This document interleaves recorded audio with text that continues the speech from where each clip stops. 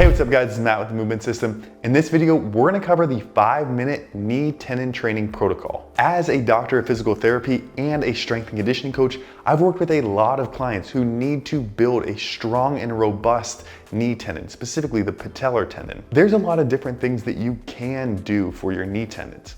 You can do hamstring stretches and calf stretches and cross friction massage and glute bridges. But the reality is that if you do this one thing right, you're gonna get better results than doing dozens of different things that you find on Google. And that is directly loading the tissue with the issue.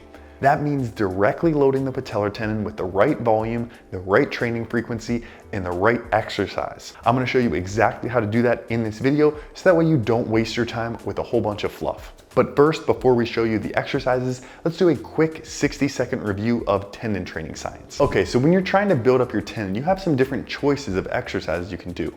One of those options is plyometrics, and plyometrics are fast movements that involve the stretch shortening cycle. During fast plyometric movements, the muscle and the tendon lengthen and shorten as a whole. This can increase cross bridges and stiffness, and it can be good for performance in helping you jump higher and sprint faster. However, it doesn't really specifically stimulate the damaged area of a tendon. So if you are having tendon pain or some tendon damage, it's not really where I would like to start. Isometric exercises work a little bit differently. During an isometric, the muscle is slowly shortening and the tendon is slowly lengthening. This slow tendon lengthening, or what we call viscoelastic creep, seems to specifically stimulate collagen synthesis. So for this reason, I really like to start with isometrics or slow controlled resistance exercises to specifically stimulate that tendon to rebuild. All right, now that we understand the science, let's cover the 5-minute protocol to build knee tendon strength. That protocol is a 30-second isometric contraction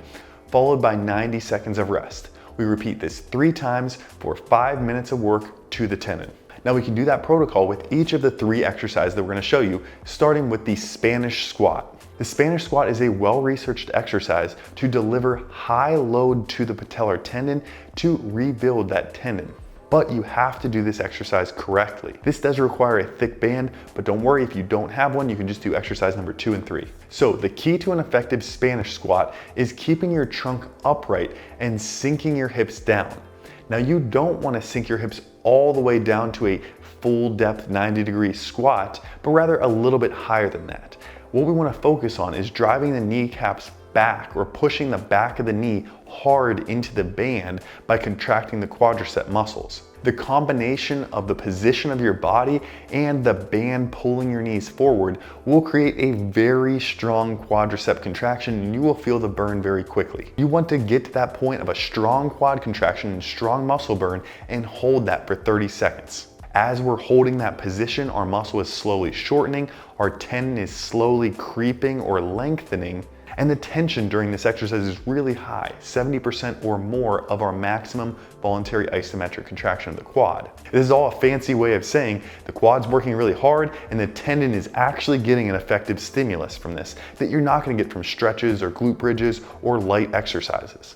That really strong quad contraction is above the loading threshold that is required to elicit tendon adaptations, and doing this consistently will build that tendon strength up. Again, follow the protocol here, 30 seconds on, 90 seconds rest, 3 times. When you're building tendon strength, I recommend training every other day to allow time for repair. So 3 or 4 times a week, Monday, Wednesday, Friday, or even Monday, Wednesday, Friday, Saturday is a really good way to structure your training. All right, now exercise number 2 is a split squat. A split squat is another exercise that's been well researched to deliver high strain to the patellar tendon and create tendon adaptations. We want to be doing this correctly though. And to do a split squat correctly, we want to be moving up and down like an elevator, not forward and back like an escalator. Also, we want to focus on a mid-range quad contraction. So we want to either move up and down slowly just to about a 90-degree angle and then back up, or we want to go down to about that 90-degree angle and hold that position. In this mid-range position, we're getting a ton of overlap in the muscle and a really strong quad contraction that can actually deliver that high load to the patellar tendon to create tendon adaptations. So the focus is finding that strong quad contraction, holding it for 30 seconds, or working slowly up and down for 30 seconds, resting for 90, repeating 3 times for 5 minutes of really good quality tendon strengthening through through the split squat exercise. This is a good time to mention that you don't necessarily have to do all 3 of these exercises that we're showing you. You can choose just one, especially if you're just maintaining your tendon strength. But if you've been having pain for a while and it's gonna take more work to build out of that pain process, you might wanna do all 3 of these. All right, exercise number 3, and this one may be the best one of all, is a single leg extension isometric. When we're doing this exercise, we don't want the knee to be out straight and we don't want the knee to be bent 90 degrees. We want to be about halfway between those 2 points. This will put us in mid-range for a really strong quadricep contraction and a lot of strain through the patellar tendon. Again, strain is a good thing and that's what's going to help us rebuild that tendon. You can put a ton of weight on that leg extension so that when you kick into it as hard as you can, it's not going to move. As with all exercises, I recommend keeping the pain level below a 4 out of 10. It doesn't have to be pain-free, and in fact, keeping a little bit of pain, 3 out of 10, 4 out of 10, can help the rehab process go a little bit faster. So don't be afraid to get that strong muscle contraction, and don't be afraid of a little bit of pain, but we do want to make sure that our pain is returning to baseline 24 hours after loading. Another safety tip here is to make sure that you're ramping up into a maximal contraction. So instead of just kicking as hard as you can instantly, do a 3 or 4 second ramp up where you're going 25%, 50%, 70%, and then that 100%. Make sure you're paying attention to detail here and putting in effort, because dialing in the right position and the right effort is really what's going to put strain through the tendon and build tendon strength. So out of all the exercises you could choose, I really like prioritizing or focusing on these 3 because they do deliver that really good load to the tendon and create those tendon adaptations. I do also recommend gradually working back into plyometrics.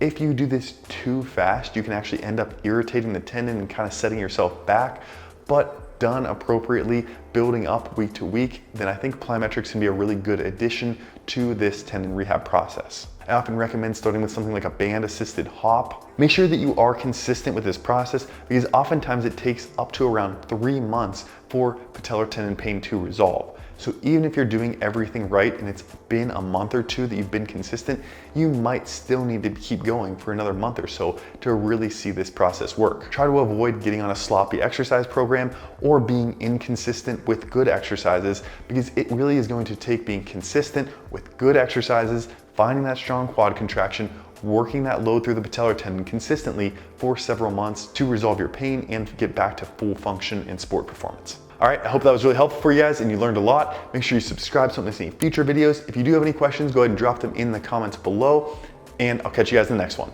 Thanks.